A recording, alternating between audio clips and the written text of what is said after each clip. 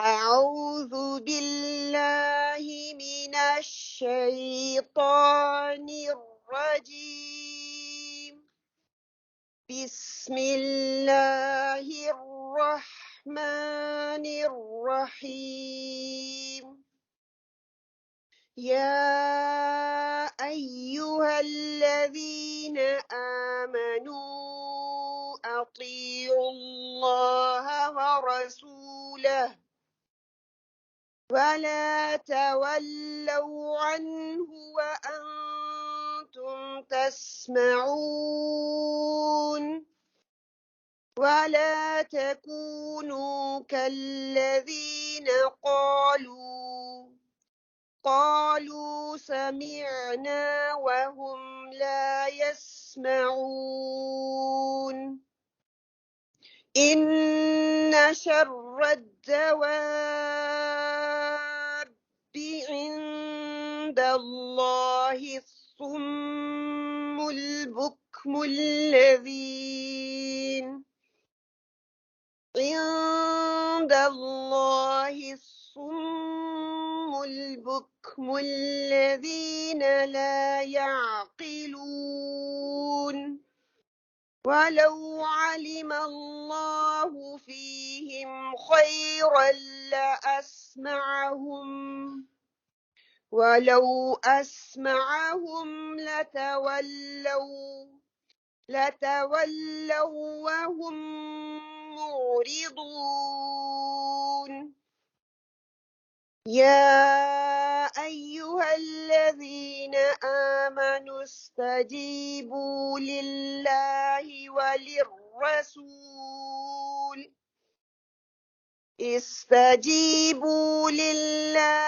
وللرسول إذا دعاكم لما يحييكم واعلموا أن الله يحول بين المرء وقلبه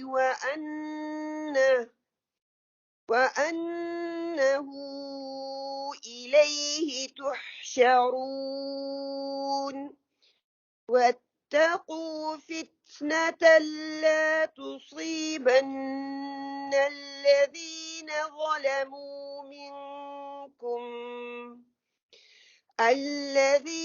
ظلموا منكم خاصة واعلموا أن الله شديد العقاب. واذكروا إذ أنتم قليل مستضعفون في الأرض تخافون أن يتخطفكم الناس فآواكم وأيدكم بنصره ورزقكم من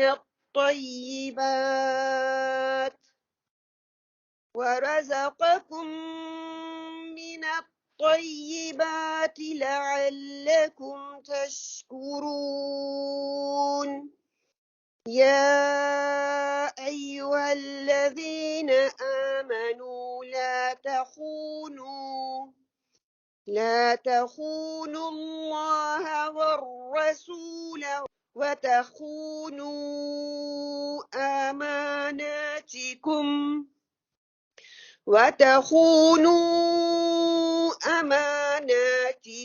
وأنتم تعلمون. يا أيها الذين آمنوا لا تخونوا الله والرسول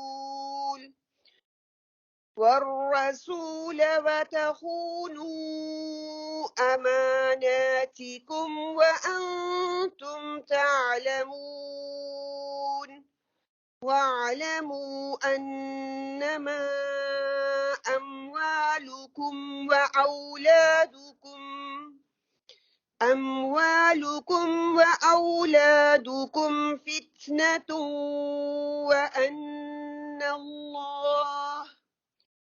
وأن الله عنده أجر عظيم. ترجمہ: اے ایمان لانے والو، اللہ اور اس کے رسول کی اطاعت کرو اور حکم سننے کے بعد اس سے سرتابی نہ کرو. ان لوگوں کی طرح نہ ہو جاؤ جنہوں نے کہا کہ ہم نے سنا، حالانکہ وہ نہیں سنتے.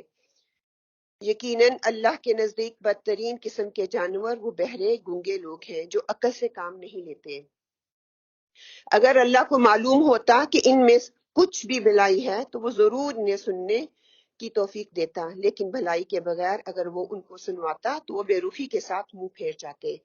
اے ایمان لانے والو، اللہ اور اللہ کے رسول کی پکار پر لبیک کہو، جبکہ رسول صلی اللہ علیہ وآلہ وسلم تمہیں اس چیز کی طرف بلائے جو تمہیں زندگی بخشنے والی ہے، اور جان رکھو کہ اللہ آدمی اور اس کے دل کے درمیان حائل ہے اور اسی کی طرف تم سمیٹے جاؤ گے. اور بچو اس فتنے سے جس کی شامت مخصوص طور پر صرف انہی لوگوں تک محدود نہ رہے گی جنہوں نے تم میں سے گناہ کیا ہو، اور جان رکھو کہ اللہ سخت سزا دینے والا ہے. یاد کرو وہ وقت جب تم تھوڑے تھے، زمین میں تم بے زور سمجھا جاتا تھا، تم ڈرتے رہتے تھے کہ کہیں لوگ تمہیں مٹا نہ دیں. پھر اللہ نے تم کو جائے پناہ مہیا کر دی، اپنی مدد سے تمہارے ہاتھ مضبوط کیے اور تمہیں اچھا رزق پہنچایا، شاید کہ تم شکر گزار بن جاؤ. اے ایمان لانے والو، جانتے بوجھتے اللہ اور اللہ کے رسول کے ساتھ خیانت نہ کرو، اپنی امانتوں میں غداری کے مرتکب نہ بنو، اور جان رکھو کہ تمہارے مال، تمہاری اولاد حقیقت میں سامان آزمائش ہے، اور اللہ کے پاس اجر دینے کے لیے بہت کچھ ہے. انشاءاللہ تعالیٰ سورہ انفال کی آیات میں نے آپ لوگوں کے سامنے رکھی ہے. انشاءاللہ تعالیٰ ایک چھوٹا سا ریمائنڈر سب سے پہلے میرے اپنے لیے اور پھر آپ تمام بہنوں کے لیے جو اپنا قیمتی وقت نکال کے آج یہاں پہ بیٹھے ہیں. اور امید یہ ہے کہ الحمدللہ بہت خوبصورت آیات ہیں جن کو آج میں نے آپ کے سامنے تلاوت کیا ہے. سارے ہی اس کے بیک گراؤنڈ سے بھی اچھی طرح سے واقف ہوں گے. سارے ہم یہاں پہ بیٹھے ہوئے پڑھنے پڑھانے والے لوگ بیٹھے ہوئے. اس کی ڈیٹیل میں نہیں جاؤں گی، صرف وہی چیز ہم اس میں سے لیں گے جو کہ آج ہمارے لیے فائدہ مند ہو انشاءاللہ. آپ لوگوں کے سامنے وہ آپ کو تصویر نظر آ رہی ہے، اگر آپ اس پہ تھوڑا سا روشنی ڈالیں، کوئی بھی جو تصویر دیکھ کے فرسٹ تھنگ آپ کے دماغ میں جو آ رہی ہے. One at a time, raise your hand and then you say inshallah, then find out. جی درخت ہے اور اس کی جڑیں آپ کو سامنے نظر آ رہی ہیں اور وہ اوپر نظر آ رہی ہیں. Okay good. جی مجھے جو چیز سمجھ آ رہی ہے وہ یہ آ رہی ہے کہ جو سامنے نظر آ رہا ہے اس کے بیس کے اندر بہت زیادہ لوگوں کی ایفرٹ اور جڑیں اور اس کی جو ہے نا ڈیپتھ ہے جس نے اس درخت کو سامنے سب کے سامنے ایک تناور درخت بنایا. ایکسلنٹ پوائنٹ، گڈ پوائنٹ، سبحان اللہ. یا دیکھنا بہت سے کوئی صحیح اور غلط نہیں ہے، صرف تصویر کو دیکھ کے آپ کو سمجھ کر ہے. جی جتنا اوپر ہے اتنا نیچے بھی پھیلا ہوا ہے. گڈ. کلمہ طیبہ کی مثال. ایکسلنٹ. یہ کلمہ طیبہ کی مثال. Good good. مثال درخت ہے تو یہ جڑیں جو دکھائی دے رہی ہے نا تو جڑیں پھیلی ہوئی ہے. یہ ایمان کی علامت ہے. ایمان جتنا انسان کا اسٹرانگ ہوگا تو اتنا اس کا اوپر تو جتنا انسان کا ایمان اسٹرانگ ہوگا، اس کی جڑیں مضبوط ہوں گی، اتنا ہی اس کا تناور درخت ہوگا. اس کو ریلیٹ کریں گے ہم اپنے آج کے جو لیسن ہے نا اس کے ساتھ انشاءاللہ تعالیٰ، کہ جڑیں جتنی مضبوط ہوتی ہیں دیکھنے میں ہمیں وہ ظاہر نظر آئیں یا نہ آئیں. اگر دیکھیے آدھا حصہ جڑیں ہمیں نظر آ رہی ہیں، کوئی آندھی طوفان آئے گا بھی نا، درخت کو ہلانے کے لیے اس کو اچھی خاصی پاور کی ضرورت پڑے گی، اجتماعیت. مطلب کہ وہ ساری چیزیں جڑیں جو ہیں ایک دوسرے کے ساتھ جڑی ہوئی ہیں اور ایک دوسرے کو تقویت دے رہی ہیں، ایک دوسرے کو نا مضبوط بنا رہی ہیں، جس کی بیس جو ہے وہ درخت ہے. اور درخت کے اوپر پھر ہم اس کو پھل میں دیکھ سکتے ہیں، سائی میں دیکھ سکتے ہیں، وہ کس طرح سے پھر فائدہ دے رہا ہے نا. جتنی مضبوط جڑ ہوگی اتنی ہی مضبوط اور تناور اور اچھا اس میں سے پھل نکلے گا انشاءاللہ. آج کی آیات کا ٹاپک اطاعت رسول کے تقاضے اور دین کی سربلندی. ٹھیک ہے انشاءاللہ تعالیٰ. بہت سے ٹاپک اس کے نکل سکتے ہیں، لیکن ہم نے آج ہماری میٹنگ کے حوالے سے اپنی رسپانسبلٹی اور ذمہ داریوں کے حوالے سے کہ آپ صلی اللہ علیہ وسلم کی اطاعت ہم کے کس طرح کیا تقاضے ہیں اور دین کی سربلندی میں ہم اپنا کیا کردار ادا کر سکتے ہیں. اگر بیسیکلی دیکھا جائے غزوہ بدر کا جائزہ ہمارے سامنے رکھا جا رہا ہے اور سورہ نفال سے ہے. نفال نفل کی جمع ہے اور ایک اضافی چیز کو جو ہے کہا جاتا ہے اور اس کو یوم فرقان کے نام سے بھی تشبیہ کیا جاتا ہے کہ اللہ تعالیٰ نے حق اور سچ جو ہے باطل اس میں فرق کر کے دکھا دیا تھا. سماعت کی اہمیت آیات کو ہم نے دیکھا نا, وہ سنتے ہیں, گنگے بہرے ہیں اور ایسے جیسے جانوروں سے بھی بدتر ان کو مثال دے دی گئی. سماعت کے سٹیجز آف دا لسننگ, اگر آپ میں سے کوئی بتا سکے کہ کتنی سٹیجز ہیں لسن, کسی بھی چیز کو لسن کرنے کے لیے اس کی سٹیجز کیا ہیں؟ سننا, ابزارو کرنا, سمجھنا. اوکے, اچھا منیمم 4 ہیں, 5 ہیں, 7 ہیں, 11 ہیں, ٹھیک ہے. میں صرف 4 تک رہوں گی جو کہ ہم سے ریلیٹ ہیں. سننا, جذب کرنا, سمجھ, پھر اس کو پھلانا. اوکے, یہ 3 سٹیجز ہیں. سب سے پہلے کیا ہے؟ ریسیونگ. میں کیا سن رہی ہوں, وہ اچھا بھی ہو سکتا ہے, برا بھی ہو سکتا ہے. انٹینشن پہ ہے, میں نے سن کے اس کا کیا آگے مطلب نکالنا ہے. دوسرا کیا؟ انڈرسٹینڈنگ, جو میں سن رہی ہوں مجھے سمجھ آ رہا ہے یا صرف سنی بات اور آگے پھیلا دی. یہ 2 چیزیں very important at the beginning. جتنی میری لسننگ اچھی ہوگی اتنا میرا عمل بدلے گا, وہ چینجنگ میرے اندر نظر آئے گی. اور اس کے بعد کیا ہے کہ ریممبرنگ, جو میں نے سنا, جس کو میں نے انڈرسٹینڈ کیا, اب میں نے اس کو یاد بھی رکھا ہے کہ نہیں, صرف سننے کی حد تک ہے, ادھر سے سنا ادھر سے نکال دیا. اور تیسرا کیا ہے؟ اس کو ایویلیٹ کرنا, اس کے اوپر پونڈر آن کرنا کہ واقعی جو مطلوب تھا میں نے وہی سنا ہے یا میں نے غلط سنا ہے. ٹھیک ہے, اس کو میں اپنی ذمہ داریوں کے ساتھ ریلیٹ کروں گی کہ آپ صلی اللہ علیہ وسلم اس وقت صحابہ کرام کا ساتھ تھا اور انہوں نے کس طرح سے سنا, اور اللہ تعالیٰ کا مقصد کیا ہے ان آیات میں ہمیں بتانے کا. سماعت, کہ اللہ نے کس سماعت کا یہاں پہ ذکر کیا ہے. اگر آپ میں سے کوئی قرآن ٹیچر ہے, کوئی پڑھانے والی ہے, وہ اگر بتا سکے کہ کس سماعت کا ذکر یہاں پہ کیا جا رہا ہے. جی, کہ اللہ سبحانہ وتعالیٰ نے کس سماعت کا ذکر کیا ہے؟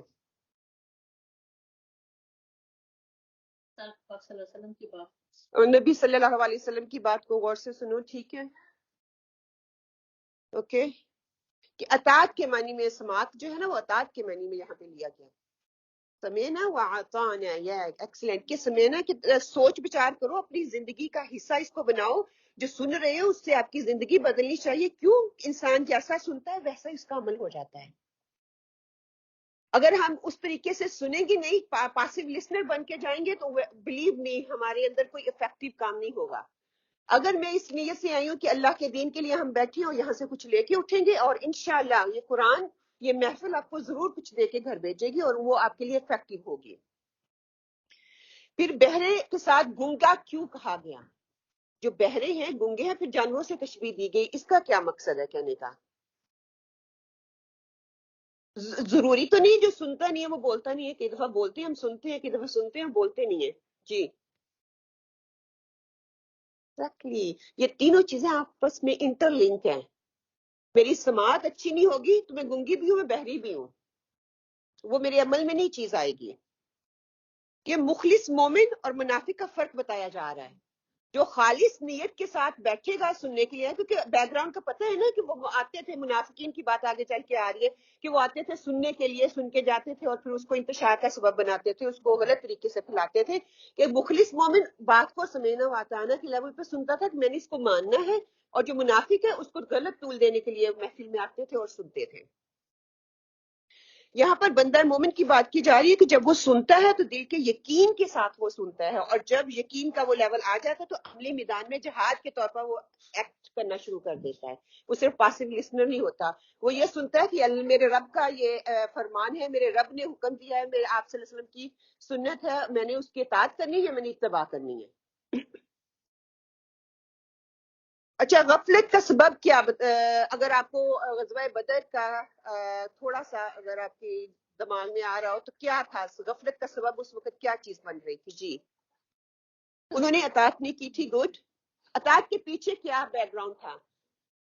سستی, کمفرٹ زون, دنیا کی محبت, مال کی محبت, اور مینی مور.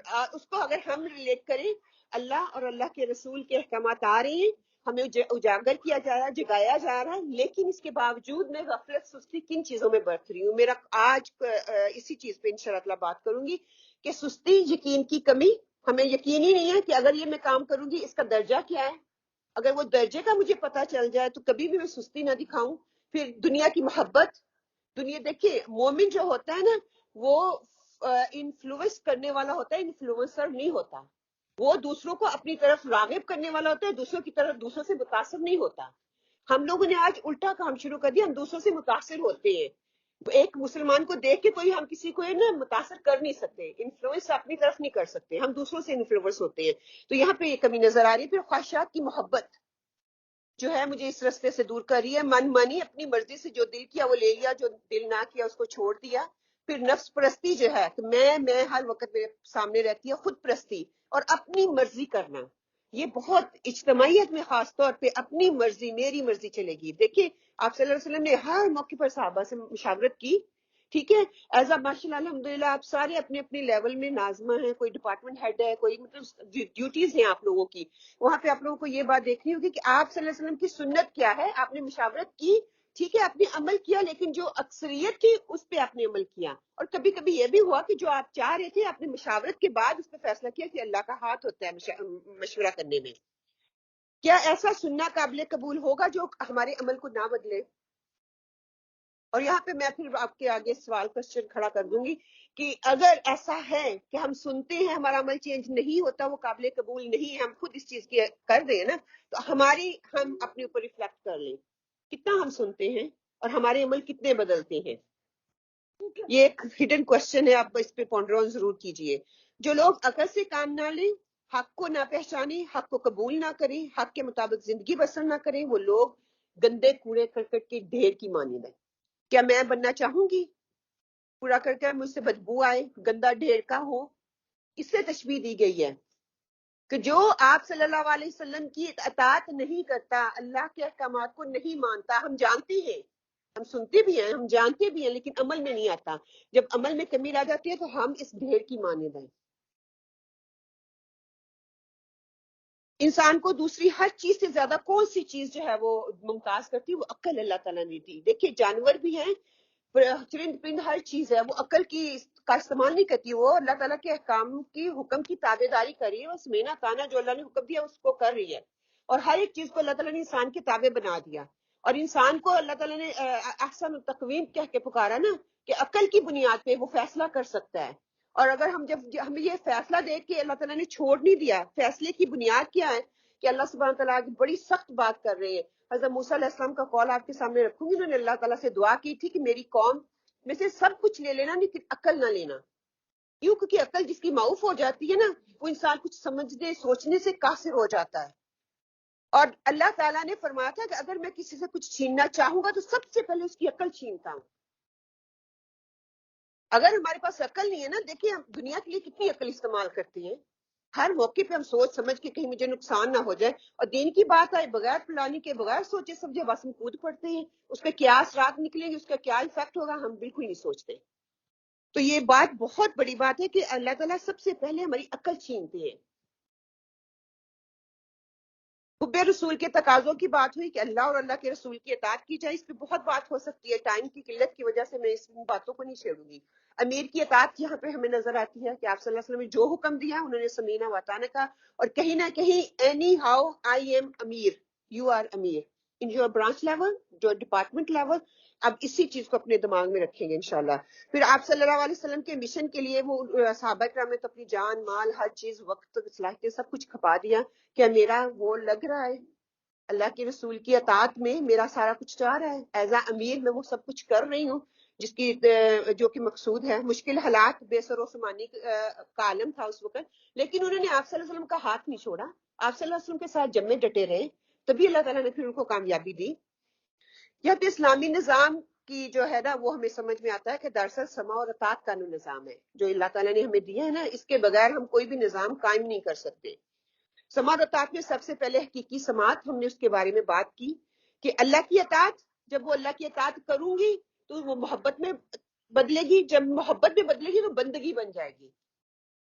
ہمارا پتہ کیا ہے مسئلہ, یہ ہے کہ ہم اطاعت کے لیول سے آگے جانے نہیں چاہتے.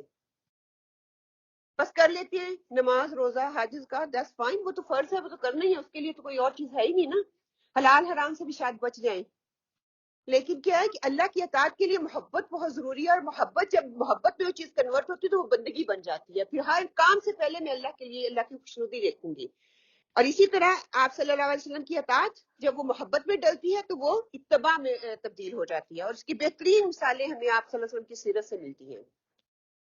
میرا آپ لوگوں سے سوال ہے، اطاعت اور اتباع میں فرق کیا ہے؟ الحمدللہ ہم سارے یہاں پہ لیڈر بیٹھے ہوئے ہیں. اطاعت اور اتباع میں فرق، بہت باریک فرق ہے.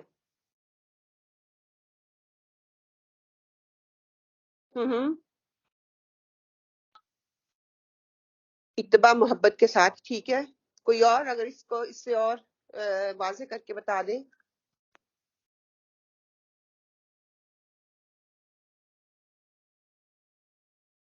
ہاں.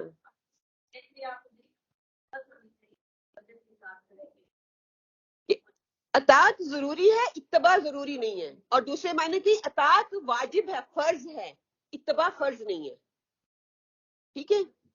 محبت جی اطاعت کو جو مجھے سمجھ میں آتی ہے کہ جو چیز کا حکم دیا گیا ہے اور اتباع ہے کہ جس طرح وہ کر رہے ہیں.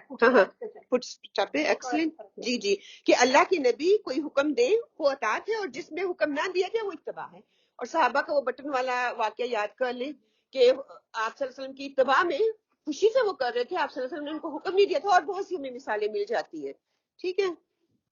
صحابہ کا مقصد زندگی ہمارے سامنے آتا ہے کہ کیا تھا، کہ اسلام ان کا مقصد زندگی تھا. کیا اسلام میرا مقصد زندگی ہے؟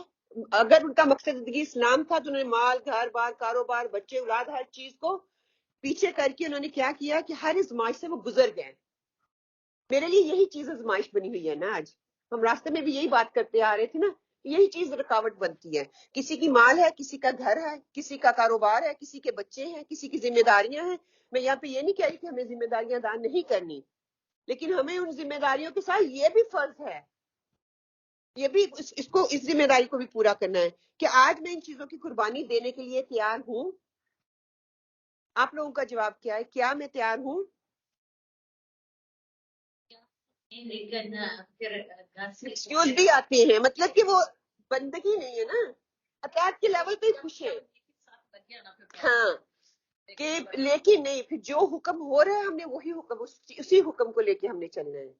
گھر سے وہ کہتے ہیں کہ گھر پہلے، بچے پہلے، پھر اچھا یہاں پہ کمی، اب پھر دوسری طرف بات چل جائے گی.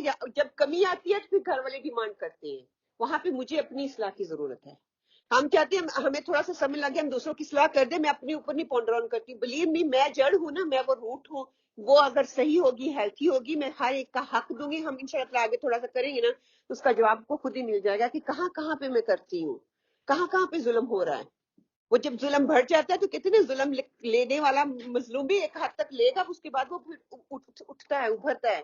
کہ جب ہم بیلنس نہیں کر پاتے پھر وہاں پہ وہ کمی آتی ہے کہ میرا وقت، میری صلاحیت، میری کوششیں، میری جاب، میری زندگی کا مقصد کیا ہے. کیا میں کسی بھی آزمائش سے گزرنے کے لیے تیار ہوں؟ ہمیں تو چھوٹی سی آزمائش آ جائے تو سب سے پہلے میری یہی کام چھوٹتا ہے، باجی مجھے معذرت کر دیں، میں نہیں کر سکتی. چھوٹی سی، باقی سارے کام چلتے ہیں. بلیو می، ہمارے سارے کام چلتے ہیں. کوئی روکا ہے کبھی کہا آج ہانڈی نہیں بناؤں گی؟ نہیں. بچوں کی فلاں ذمہ داری، بچوں کے اسکول بھی جاتی ہیں، ان کی ذمہ داریاں بھی پوری کرتی ہوں. جاب ہو، مجھے پتا ہے اس کے پے کرنی ہے، جتنی مرضی مشکل آ جائے میں نے جاب پہ جانا ہے. کیوں؟ کیونکہ مجھے وقتی فائدہ نظر آ رہا ہے. یہ فائدہ جو ہے اللہ تعالیٰ نے کہا میں دنیا میں نہیں دکھاؤں گا، اور جس کے اوپر اللہ تعالیٰ مہربان ہو جائے اس کی وہ نشانیاں دنیا میں بھی دکھا دیتا ہے. لیکن بہترین فوزن کبیر کہہ کے اللہ تعالیٰ نے کہا کہ آخرت میں جو کامیابی ملے گی ہڈن ہے، اس کا پرپس ہے. عقل دی ہے اللہ تعالیٰ نے، اور وہ ہمارے لیے آزمائش، اور ہر موقع پہ ہمیں آزمائشیں جو ہے وہ آتی رہیں گی. پھر یہاں پر فرض ادا نہ کرنا جرم کے معنی میں لیا جا رہا ہے، رسپانسبلٹی نہیں ہے. منکر کی بات یہاں پہ کی ہے، اور وہ فرض اگر ہم ادا نہیں کرتے تو ہم مجرم ہیں، ہم ظلم کے لیول پہ ہیں. وہ میرا لیول چھوٹا ہو سکتا ہے، گھر کے لیول پہ، فیملی میں کرنا چاہتی ہوں، وہاں پہ کوئی غلط کام ہو رہا ہے، اس کو روک ہی نہیں پا رہی. کیوں؟ مجھے ڈر ہے کہ وہ آگے سے مجھے اختلافات کا سامنا کرنا پڑے گا. اگر میں اجتماعیت میں ہوں تو وہاں پہ میں بول نہیں سکتی، دوسروں کے ظلم سہتی جا رہی ہوں. اور اگر اس سے تھوڑا بڑا میرا براؤڈر مجھے اللہ تعالیٰ نے موقع دے دیا ہے تو وہاں پہ حق بات جو ہے وہ میں نے کرنی ہے، کچھ بھی اس کے کانسیکوینسز ہو. اللہ تعالیٰ کا ساتھ ہمیشہ رہتا ہے. فرض کیا ہے کہ دین کی سرفروشی، دین کو سر بلند کرنا. اگر ہم یہ نہیں کریں تو ہم گناہ کر رہے ہیں. یہ بھی شاید نئی چیز ہو ہمارے لیے، لیکن اسکالرز نے اس کو گناہ کا درجہ دے دیا ہے کہ جو ہے دین کی سربلندی ہر ایک ذمہ داری میں میرا فرض ہے. ہم کہتے ہیں یہ فرض ہے، کوئی کر لے تو ٹھیک ہے، نہیں تو نہیں، عورتوں کا کام نہیں ہے. ہم یہ نہیں کہہ رہے کہ باہر نکلے عورت، لیکن گھر کے لیول پر میں ایک دائی ہوں نا، ایک ماں ہوں، ایک بیٹی ہوں، ایک ساس ہوں، ایک بہو ہوں، کہیں نہ کہیں میرا کوئی نہ کوئی درجہ ہے. پھر نماز پڑھ لینا، شراب نہ پینا، حرام نہ کھانا، مطلب کہ ہم سب کچھ کر لیتے ہیں، لیکن جہاں پر جس فرض کی بات کی جا رہی ہے نا وہ دین کی نصرت ہے. ہم اپنے لیول پہ تو عبادات میں بہت ہائی لیول پہ ہیں، الحمدللہ میں بھی یہاں پہ بیٹھی سسٹر ساری اس لیول پہ ہوں جو کہ اللہ تعالیٰ کو مطلوب ہے، اپنی پوری کوشش کر رہے ہیں نا، وہ انڈیویجول لیول ہے. لیکن یہاں پہ اجتماعیت کی بات کی جا رہی ہے. اللہ اور اللہ کے رسول کے لیے تن من دھن لگا دینا، جو نہیں کرے گا وہ مجرم کہلائے گا، پھر اس کے لیے کوئی چھوٹ نہیں ہے. ایک اور میں نے اسکالر یہاں پہ نکالتے ہیں کہ اگر اللہ اور اللہ کے رسول کے احکامات سے بے نیازی برتی تو اللہ خود ایسے بندے اور ہدایت کے درمیان آڑ بن جاتا ہے، پھر اس بندے کو ہدایت نہیں ملتی. اللہ نے خود قرآن کی آیات نہیں آیا نا یہ کہ اللہ ان کے درمیان حائل ہو جاتا ہے. آپ صلی اللہ علیہ وسلم کیا دعا کیا کرتے تھے؟ یا مقلب القلوب ثبت قلبی علی دینے. اور صحابہ سنتے تھے تو ان کو خوف ہونے لگتا تھا کہ یہ کیسے ہو سکتا ہے. تو یہ وہی آیت کا مطلب نکالتے ہیں کہ اللہ خود اس بندے کے درمیان آ جاتا ہے، آڑ بن جاتا ہے کہ وہ ہدایت کی بات سننے سمجھنے سے معذور ہو جاتا ہے. اور یہی اللہ کی سنت ہے. بہت ڈرنے کا مقام ہے یہاں پہ کہ ہم جو کر رہے ہیں نا اس میں سوچنے کا مقام ہے کہ اللہ کے حق کو پہچاننے کی صلاحیت ہی چھین لی جائے، دلوں اور کانوں پر اور آنکھوں پر مہر لگ جائے. اور یہی بات بار بار یہاں پہ کی جا رہی ہے. اور سب سے زیادہ یہاں پہ جو تکرار ہو رہا ہے یا ایھا الذین، یا ایھا الذین، ہم کہتے ہیں نا اپنے آپ کو ایمان والے ہیں، مومن ہیں، تو یہ ساری آیات ہمیں پہ اسی طرح ایز اٹ جو ہے اتر رہی ہیں. اور 5 باتوں کا یہاں پہ حکم دیا گیا. سب سے پہلی بات جماعت کا حکم دیا گیا، پھر ہجرت کے لیے کہا گیا، پھر سماوتات کی بات کی گئی، اور 5ویں بات جہاد کی بات کی گئی کہ اگر یہ ساری کیٹیگریز پہ پورا اترے تو پھر نکلو جہاد کرو، نہیں منکر کرو، حق اور سچ کی بات دوسروں تک پہنچاؤ، جو تمہیں معلوم ہو گیا اس کو دوسروں تک پہنچاؤ.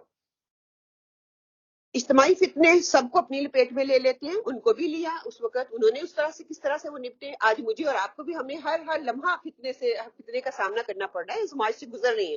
وہ کسی بھی لیول کی آزمائش ہو سکتی ہے، بچوں کی ہو سکتی ہے، فیملی کی ہو سکتی ہے، جاب کی ہو سکتی ہے، مال کی ہو سکتی ہے. ہم جگہ جگہ یہ بات کرتے ہیں، فتنوں سے ہم ساری گزر رہے ہیں، لیکن اس سے کس طرح سے ہم نے نپٹنا ہے. خیانت کی یہاں پہ بات کی جا رہی ہے، ذمہ داریوں میں خیانت کی بات کی جا رہی ہے. اور خیانت جو ہے، امانت کیا ہوتی ہے؟ حفاظت کرنا. اور خیانت کیا ہے؟ جو حق ہے اس کو حق نہ دینا. تو وہ بات کی جا رہی ہے. میں اور آپ ہم سارے ذمہ داران ہیں یہاں پہ بیٹھے ہوئے، اور اگر ہم اپنی امانتوں میں اس کی حفاظت نہیں کر رہے، جو پیغام دیا جا رہا ہے اس کو ایز اٹ از پیچھے تک نہیں اتار رہے، تو وہ خیانت ہے. میرا اور آپ کا سامان آزمائش کیا ہے؟ مجھے کون سی چیز آگے بڑھنے سے روکتی ہے؟ اس پہ ہم نے پیچھے بھی بات کر لی. You can reflect your self کہ کون سی چیز میرے لیے بیریئر ہے. مائنڈ فل یا میننگ فل لائف گزارنے کے لیے یہ 4 چیزیں جو افیکٹو ہیں ایز اے ذمہ داران، میں بات یہاں پہ کروں گی، as a branch leader, as a department leaders. ان چیزوں کو اگر میں اچھے سے مینیج کر لیتی ہوں تو نہ صرف میں دین کا کام اچھے طریقے سے کر پاؤں گی، بلکہ میں اپنے گھریلو زندگی کو بھی بہتر طریقے سے کر پاؤں گی. سب سے پہلے افیکٹو لائف جو ہے لائف ویژن کہ میرا مؤثر نقطۂ نظر زندگی کے بارے میں کیا ہے، میں کیا اچیو کرنا چاہتی ہوں، میں کیوں یہاں پہ آئی ہوں، اللہ تعالیٰ نے مجھے کیوں بنایا ہے، میرا پرپس آف لائف کیا ہے. اگر وہ میرے لیے کلیئر ہوگا تو آگے پھر افیکٹو ٹائم مینجمنٹ، یہاں پہ ہمیں کمی آتی ہے. جب ہم ٹائم کو اچھے سے مینج نہیں کر پاتے تو پھر وہ فلو آتا ہے کہ یا تو گھر کو رکھو یا پھر دین کو رکھو. یہاں پہ ہم جب نہیں کر سکتے، پھر اس کے ساتھ کیا ہوتی ہے کہ قابلیت، کمپیٹنس، کہ آپ کتنے قابل ہیں اس چیز کو مینج کرنے کے لیے. اگر میرا دیکھیں دنیا میں ہمیں ہے نا کہ میں نے ڈاکٹر بننا ہے، جو کچھ مرضی ہو جائے، بچے محنت کرتے ہیں نا ہمارے سامنے، ہم ان کو کرنے پہ مجبور بھی کرتے ہیں، وہ نہیں بھی پڑھنا چاہتے ہم کہتے ہیں کرو. لیکن کیا ہے کہ قابلیت میں نے دیکھنی کہاں تک میں اس چیز کو لے کے چل سکتی ہوں، کیونکہ میں خود اپنے آپ کو آپ کی جج ہوں نا، میں جان سکتی ہوں میرے اندر کون سی چیز ہے، کہاں تک میں اچھی ہوں، کہاں سے میرے اندر جو ہے کمی آ رہی ہے، میں اس کو کس طرح سے بہتر کر سکتی ہوں. پھر لیڈرشپ کی جو ہے کوالٹیز آپ کے اندر نکلیں گی. اگر میرے اندر یہ چیز نہیں ہے، میں پہلے ہی مجھے ویژن ہی کلیئر نہیں ہے، مجھے نازمہ بنا دیا گیا ہے، میں تو کرنا ہی نہیں چاہ رہی تھی، ویژن تو وہیں پہ فلاپ ہو گیا نا. آپ اپنی برانچ کو موٹیویٹ نہیں کر سکتے. As a leader you should be motivated yourself. آپ کا ویژن کلیئر ہونا چاہیے، جو میسج آپ کو دیا جا رہا ہے وہ نیچے تک اتارنے کے قابل ہونا چاہیے آپ کو. اور پھر اس کے بعد پھر افیکٹو ٹائم مینجمنٹ. اگر کوئی آتا ہے کہ میرے پاس ٹائم نہیں ہے، یہ نہیں، تو پھر آپ کس طرح سے اس کی کاؤنسلنگ کرتے ہیں، کس طرح سے اس کو بتاتے ہیں کہ حل کیا ہے؟ یہ نہیں کہ اس بیماری کو ختم کیا جائے، بیماری کی جڑ کو پہنچا جائے. کیوں ٹائم نہیں ہے؟ میرے پاس بھی 24 آور ہے. اگر میں کر رہی ہوں تو آپ کیوں نہیں کر سکتے؟ میرے بھی بچے ہیں، آپ کے بھی بچے ہیں، میرا بھی میاں ہے، آپ کا بھی میاں ہے. کہ بھی کمی کہاں پہ آ رہی ہے؟ پھر آگے قابلیت اور قیادت جو ہے وہ، یہ 3 سٹیجز ہیں، سٹیپس ہیں کہ بیٹر اویئرنس ہوگی. اگر میں مینجمنٹ میری اچھی ہوگی، مجھے پتا ہوگا اس کی بیٹر اویئرنس کروں گی. پھر بیٹر چوائسز بناؤں گی. کیا زیادہ امپورٹنٹ ہے، کیا لیس امپورٹنٹ ہے. وہ جو 4 کوارٹرز ہمیں بتائے جاتے ہیں نا، 1 2 3 4 important and urgent, urgent and important. ایک امپورٹنٹ ہے، ایک غیر ضروری کاموں میں ہم اپنا ٹائم سرو کر رہے ہیں، تو وہ کم ہو جائے گا. پھر میری چوائسز بیٹر بننے لگے گی تو اس کے ریزلٹ اچھے آئیں گے. اگر میری لیڈرشپ میں کمی ہے تو یہ تینوں چیزیں میں اچیو نہیں کر سکتی، کیونکہ مجھے اویئرنس ہی نہیں ہے، میرے ایم کی اویئرنس نہیں ہے. پھر کام کے درجات ہیں. جب ہم کوئی بھی ٹاسک کرتے ہیں اس کے 3 درجے ہیں. سب سے پہلا درجہ عدل ہے کہ to fulfil the requirement of the task, اور رول جو آپ کو دیا جاتا ہے منیمم ریکوائرمنٹ ہے یہ عدل. اگر میں اس کو فل کر رہی ہوں، ٹھیک ہے. دوسرا احسان کا لیول، ایکسیلنس لیول پہ جانا کہ میرے پاس اویلیبل ریسورسز تھوڑے ہیں، جو کہ صحابہ کا رد عمل ہمیں وہاں پہ نظر آتا ہے. ریسورسز کم ہے، ایمان کا لیول اتنا ہائی ہے، ان کا انہوں نے بہترین استعمال کیا. انہوں نے احسان کے لیول پہ آپ صلی اللہ علیہ وسلم کے ساتھ وہ کھڑے رہے. یہ نہیں کہ ہمارے پاس تو ہر روز ہی کمپلین، وہ نہیں کرتے تھے کمپلینیں. ہم کسی کو کوئی جاب دیتے ہیں، کوئی کام کرتے ہیں تو فوراً سے complain after complain, complain after complain شروع ہو جاتی ہے. پھر ظلم، اگر ہم یہ ذمہ داریاں اس طریقے سے نہیں نبھا رہے تو یہ ظلم ہے. ہماری ذمہ داری اور اس کے تقاضے کیا ہے کہ عدل، کام کے تقاضے پورے کرنا. یہ عدل جو کیا ہے فالوور کی کیٹیگری میں آتے ہیں. ٹھیک ہے، عدل کا کام جو ہم کہتے ہیں فالوور کی کیٹیگری میں آتے ہیں. اگر میں ظلم کا کام کر رہی ہوں تو میں لوزر کی کیٹیگری میں آ رہی ہوں کہ کام کے تقاضے پورے نہ کرنا. اس کی چھوٹی سی مثال میں دے دوں. میسج دیا جا رہا ہے، زونل ناظمہ سے آ رہا ہے، برانچ لیڈر کو بتایا جا رہا ہے، اس کو پلیز سنیں، انڈرسٹینڈ کریں. کرنے کے بعد اپنی اون وائس میسج میں اپنے اپنے گروپ میں ڈالیں. میں نہیں کرتی، اٹھاتی ہوں ایز اے دھڑا دھڑ. اور جب کوئی پوچھتا ہے تو مجھے تو خود ہی نہیں پتا ہو، میں تو بیزی تھی، میں نے سننا ہی نہیں، دیکھا ہی نہیں. کیا ہے یہ؟ ظلم ہے. یہ ظلم کی کیٹیگری میں آ رہا ہے. اب چھوٹی سی مثال دے دی، باقی اپنی ساری ٹاسک اس میں دیکھ لیں. آپ اگر ظلم کے لیول پہ ہے تو عدل منیمم ریکوائرمنٹ ہے کسی بھی عہدے کو جو آپ کو ملتا ہے، ذمہ داری ملتی ہے، اس کے تقاضے کو پورا کرنا. اور احسان جو ہے کہ کام کے تقاضے اس کو بہترین انداز میں کرنا. میرے پاس، میں ایز اے ٹیچر ہوں، میں دے رہی ہوں. عدل کا تقاضا کیا ہے؟ میرے پاس پروجیکٹر نہیں ہے، میرے پاس ٹی وی اسکرین نہیں ہے، تو میں فلپ چارٹ کا استعمال کروں. لوگوں کو انٹریکٹیو، یہی آئی ہو بک رکھی ہے، کتاب کی طرح پڑھ کے گھر چلے گی، دس از نو احسان. یہ عدل بھی نہیں کر رہے، آپ ظلم کر رہے ہیں. کسی کو سمجھ ہی نہیں آ رہا، آپ نے پڑھا پڑھ کے چلے گئے، دیٹس آؤٹ. کیا ایفرٹ ڈالی آپ نے؟ عدل کا تو یہ تھا کہ منیمم ریسورسز کو میں استعمال کر سکوں نا، ان کے لیے تھوڑا سا تو کچھ کروں. آج دنیا اتنی آگے چل گئی، دین میں ہم کہہ رہے ہیں بس قرآن اٹھا کے ایز اٹ از پڑھ کے چلے جائیں اور دیٹس اٹ. اور عدل کا لیول یہ ہے کہ آپ سلائیڈیں بنائیں، اپنا ٹائم سپینڈ کریں لوگوں کے لیے. آپ بیٹھے ہوئے آپ دیکھ رہے ہیں، آپ کو نیند نہیں آئے گی. اگر آنٹی بیٹھی پڑھ کے جا رہی ہیں، بچے لیڈیز پیچھے سو رہی ہیں، ان کو پتہ نہیں، اٹھ کے اللہ اکبر ہم کلاس میں گھر چلے گئے، دیٹس اٹ. اب منیمم ریکوائرمنٹ کر لیں. سلائڈ نہیں بنا سکتے، ویکنیس ہے، اس اوکے، کسی اور سے پوچھ لیں اگر کسی کے پاس ہے. نہیں تو فلپ چارٹ کا استعمال کریں، وائٹ بورڈ کا استعمال کریں. آج یہ ریسورسز آپ کو فنگر پرنٹ پہ مل جاتے ہیں. تھوڑا سا اپنے آپ کو تھوڑا اپ گریڈ کریں. یہاں پہ میں 4 کیس اسٹڈی آپ لوگوں کے سامنے رکھوں گی. میں چاہ رہی ہوں وہاں سے گروپ ہو جائے ایک سائڈ پہ اور چاروں جو ہے نا ان کو میں 3 منٹ آپ کو دوں گی، فوراً سے ڈسکشن کر کے اپنے پوائنٹ میرے ساتھ شیئر کرتے ہیں. ٹھیک ہے. ایک کیس آپ کے سامنے ہے کہ برانچ ناظمہ کو فارم فل کرنے کے لیے کہا گیا، وہ فارم فل کر رہی ہے، اور اس فارم میں جو ریکوائرمنٹ ہے وہ فل کرنے کی بجائے وہ اپنی مرضی سے کتابوں اور تفاسیر جو ہے اس کا ریفرنس دے کر نا فارم آگے بھیج دیتی ہے. آپ کو کیا لگتا ہے کہ ان تینوں درجوں میں کس درجے پر ہے وہ؟ عدل کے، احسان کے، یا ظلم کے؟ ٹھیک ہے، ابھی بھی آپ نے بتانا. آپ اپنے پوائنٹ نوٹ کیجئے، گروپ میں آپ ڈیوائڈ کر لیں اپنے آپ کو.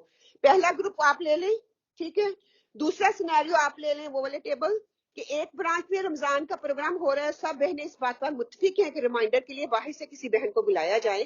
اب جب وہ بہن آپ کی برانچ میں آتی ہیں تو ان کو تھوڑا سا اسپیشل فیل کروانے کے لیے بہنوں کے سامنے یہ بات رکھی جا رہی ہے کہ ان کو شاید کچھ دے دلا دیا جائے. گفٹ وغیرہ ہوتے ہیں نا کہ مہمان آیا اس کی تھوڑی اسپیشل خاطر توازہ کر دی جائے. وہ کیا ہوتا ہے کہ کچھ بہنوں نے اس پہ اعتراض کیا، کچھ مان جاتی ہیں. اب جن بہنوں کا اعتراض ہے وہ اس بات پہ اعتراض کر رہی ہیں کہ اس میں شو آف ہوگی. اب آپ کی نظر میں عدل اور احسان کا لیول کیا ہو سکتا ہے اس معاملے میں، کہ کس طرح اس کو بہتر طریقے سے حل کیا جا سکتا ہے؟ ٹھیک ہے، آپ پکچر لے لیں، دونوں گروپ اس کی دوسری سکرین پہ نظر آئے گا ادھر والے جو ہوں گے. ٹھیک ہے. اب یہ والا ٹیبل آپ کے لیے یہ ہے کہ سائرہ کو ایک ڈپارٹمنٹ کی ڈیوٹی دی گئی ہے. پہلے مجھے پڑھ لینے دیں پھر میں آپ کو 3 منٹ دوں گی. سائرہ کو ایک ڈپارٹمنٹ کی ڈیوٹی دی گئی ہے, وہ اس ذمہ داری کو بہت اچھے سے نبھا رہی ہیں. جب بھی اسے کہا جاتا ہے کہ یہ میسج آگے بھیج دو, وہ میسج آگے بھیج دیتی ہیں, لیکن اس کے وہ آؤٹ کم نہیں آ رہے جو کہ آنے چاہیے. آپ اس کو کیا مشورہ دینا چاہتی ہیں؟ آپ کو کیا لگتا ہے وہ کہاں پر یہ کمی کر رہی ہیں کہ صرف میسج بھیج دینا کافی ہے؟ وہ عدل, ظلم اور احسان میں کس لیول پر آ رہا ہے؟ ٹھیک ہے, یہ والا ٹیبل. اور آپ لوگوں کے لیے نیچے والا ہے کہ بہن ہما برانچ کی ناظمہ ہے, وہ ہر کام بڑے دل اور محبت سے کرتی ہے, بڑے پیشن کے ساتھ, شوق کے ساتھ. لیکن جب سے وہ ناظمہ بنی ہے, برانچ کے لوگوں کو میں کوئی ذمہ داری کا احساس نہیں رہا, لوگوں کے کام کرنے کے کا پیشن جو ہے وہ نہیں رہا جو کہ ناظمہ کا خود کا ہے. ناظمہ خود چاہتی ہے کہ ثانی کے راستے کو اختیار کیا جائے. چل لے آؤ, اٹس اوکے.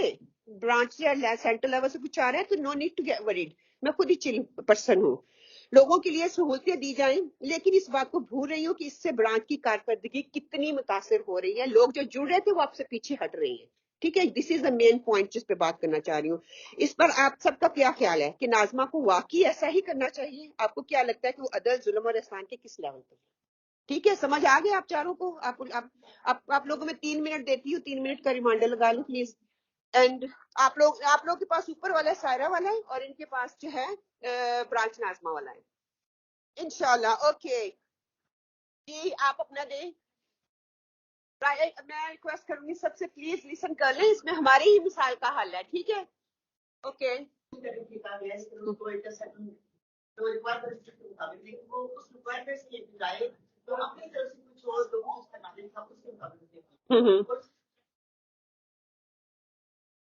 رانگ ہے, وہ ریکوائرمنٹ نہیں ہے, تو وہ کیا کرنا چاہیے تھا اس کو؟ پہلے امیر کی اطاعت نہیں ہے, دوسرا اپنی من مرضی وہ آ گئی نا بیچ میں. ہاں, تو درجہ کون سا بن گیا؟ ظلم ہوا. میں نے اپنی طرف سے صحیح کیا, میری انٹینشن غلط نہیں ہے, لیکن بغیر سوچے سمجھے میں نے سمینا وتانا کا کام نہیں نہ کیا. میں نے سنا نہیں کہ ریکوائرمنٹ کیا مانگی جا رہی ہے.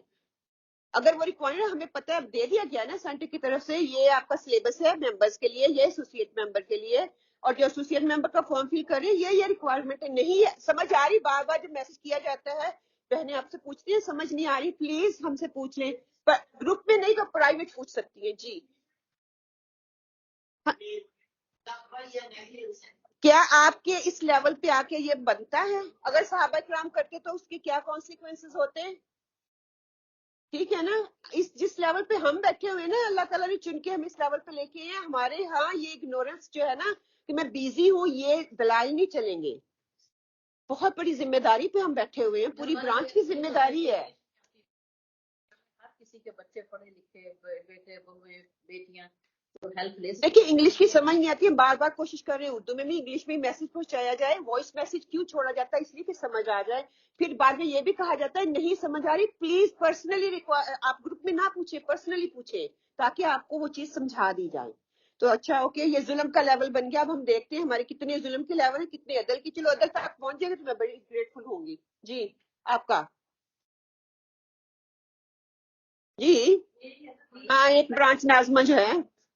جی جی ٹھیک ہے, ایک تو وہاں پہ میٹ کی اطاعت نہیں آ رہی, وہ بھی صحیح ہے, یہ نہیں کہ وہ غلط ہے. وہ کہہ رہی کہ یہ شو آف میں آ رہا ہے, ساری سسٹر آئیں گے, سب کو پریزنٹ دیا جائے, یہ بھی ایشو ہو سکتا ہے نا کہ ساری یہ سب کو ایک ہی مہمان کو کیوں دیا جائے. ہو سکتا ہے وہ ساری سسٹر لوکل ہو, مہمان خصوصی کیوں کہا جاتا ہے نا. اور مہمان کی سنت ہمیں کیا ملتی ہے؟ اس کی رسپیکٹ کی جائے, اس کی عزت کی جائے. ٹھیک ہے جی, اس کو اسپیشل فیل کروایا جائے, کیونکہ وہ اسپیشلی آپ کے لیے ٹائم نکال کے, بے شک اس کی ریکوائرمنٹ نہیں ہے کہ وہ اس کو اسپیشل فیل کروایا جائے, وہ نہیں چاہتا, لیکن ہم اس کو رسپیکٹ دینا چاہ رہے ہیں کہ وہ ہمارے گھر مہمان آیا ہے. ہمارے گھر بھی مہمان آئے, ہم کیا کرتے ہیں, چادریں چینج کرو, گھر کی صفائی کرو, ان کو اسپیشل کرتے ہیں, اسپیشل پلیٹیں رکھتے ہیں ان کے سامنے, اسپیشل ایک سیٹ رکھا ہوا ہوتا ہے. جو آئے گا چائے کا سیٹ, پلیٹوں کا سیٹ اسی کو ہی دینا ہے.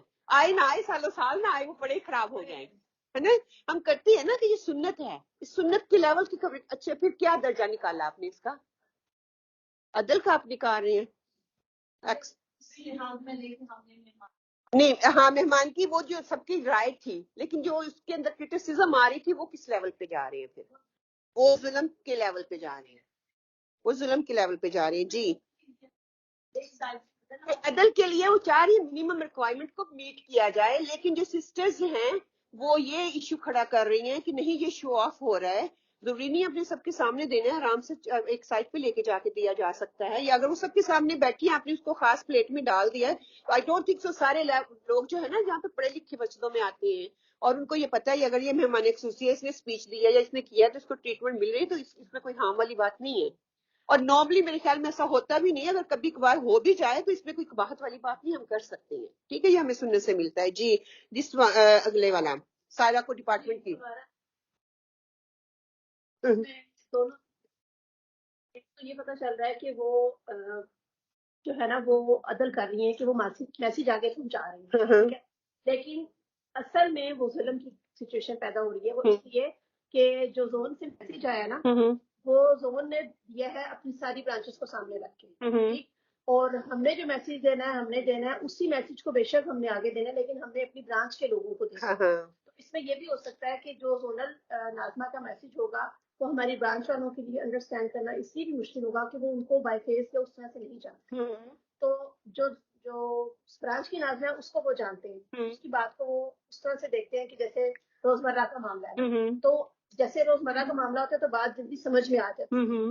تو میں اس کو اس طرح بھی دیکھتی ہوں کہ جو ہم اچھے طریقے سے خود بات پہنچا سکتے ہیں وہ شاید دوسرا اس طریقے سے نہ پہنچے. لوگوں کی وائس آپ کے فیسز ان سے فیملیئر ہوتے ہیں, وہ آپ کی چیز کو ٹیک کر لیتے ہیں. میں جتنا مرضی کچھ کہتی ہوں مجھے جانتا ہی کوئی نہیں ہے, تو وہ میری بات کا اتنا امپیکٹ نہیں ہوگا جتنا کہ برانچ ناظمہ کا یا لوکل سسٹر پہ ہوگا. بات ایگری کرتے ہیں, بات چاہ بھی رہے ہیں لیکن اصل میں ظلم کر ہم ظلم کے لیول پہ ہیں, ہم ظلم کریں کیونکہ ریکوائرمنٹ سینٹر کی کیا ہے کہ عدل تو کرو نا, احسان کے لیول پہ نہیں جا سکتے, عدل تو پلیز کرو, لیکن ہم ظلم کر رہی ہیں. اپنی طرف سے میں ذمہ داری اپنی نبھا رہی ہوں, لیکن انونلی میں ظلم کے لیول پہ وہ نبھا رہی ہوں. اوکے, آپ کی برانچ ناظمہ ہے.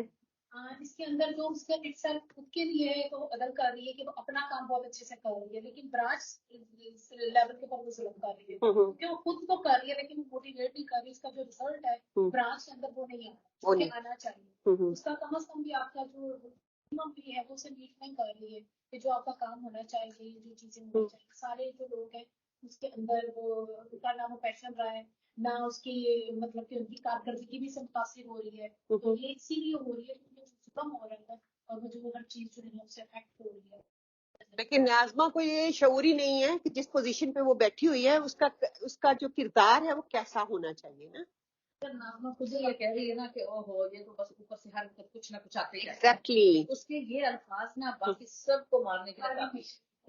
اچھا, کئی دفعہ یہ بھی ہوتا ہے کہ برانچ ناظمہ جو ہے نا وہ چنی بیٹھ کے بیٹھی ہوئی ہوتی ہے اور برانچ کے لوگ جو ہے وہ اس کو چلا رہے ہوتے ہیں, باجی ایسے کر لو, باجی مانتے جا رہی ہے. کیا یہ ناظمہ کا کردار ہے؟ ناظمہ نے خود فیصلہ لینا ہے. ہاں مشاورت کرنی ہے, ہم نے بگنی میں بات کی نا, فیصلہ اس کو خود کا ہوگا کہ مجھے سینٹر سے واقعی یہ ریکوائرمنٹ ملی ہے, ہاں میں نے لوگوں کے لیے ایز کرنی ہے, باجی آج میٹنگ نہیں کرتے کل کر لیں گے.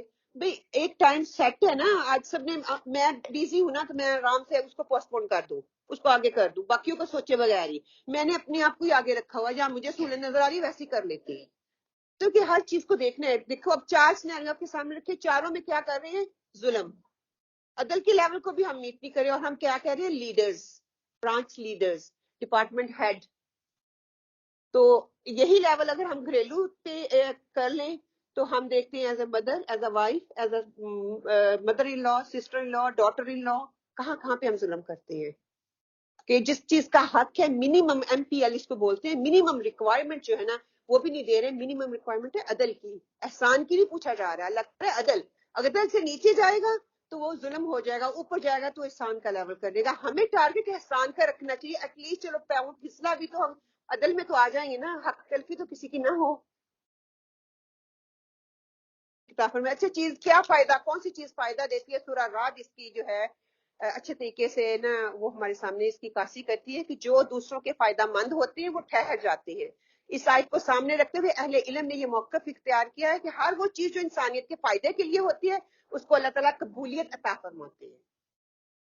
ہر جو دوسرے کے فائدے کے لیے ہوتی ہے, جو فائدے کے لیے آپ دوسرے کو دے گے وہ آپ کی چیز بڑھنا شروع ہو جائے گی. وہ کوئی بھی ہے, صلاحیت ہے, علم ہے, کوئی ہنر ہے آپ کے پاس, دوسروں کو دینا شروع کر دیں بغیر کسی لالچ کے تو وہ بڑھنا شروع ہو جائے گی, وہ قبولیت کا درجہ اختیار کر لیتی ہے.